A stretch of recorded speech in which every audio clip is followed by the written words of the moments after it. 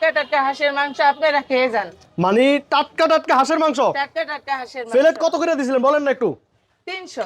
মানে প্লেট 300 টাকা। 300 টাকা। দেখি আমার এক প্লেট দেন তো, কয় পিস দিবেন আমি একটু দেখি। বন্ধুরা আমরা আছি ঢাকা পূর্বাচল 300 ফিট। আপা আপনার নামটা কি একটু বলেন না?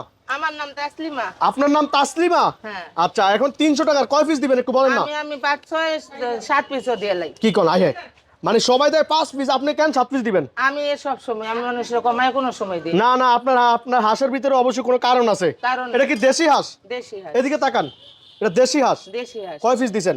এনো 7 পিস দিছি। 7 পিস দিছি 300 টাকা। 300 এই টাকা। মহিলা পাগল হয়ে গেছে, 7 পিস 300 টাকা। 7 পিস 300 আই টাকা। হে হে, কয় কি এখানে কয় পিস হাঁস আছে বলেন তো একটু? এনো আছে হাঁস আছে 10টা।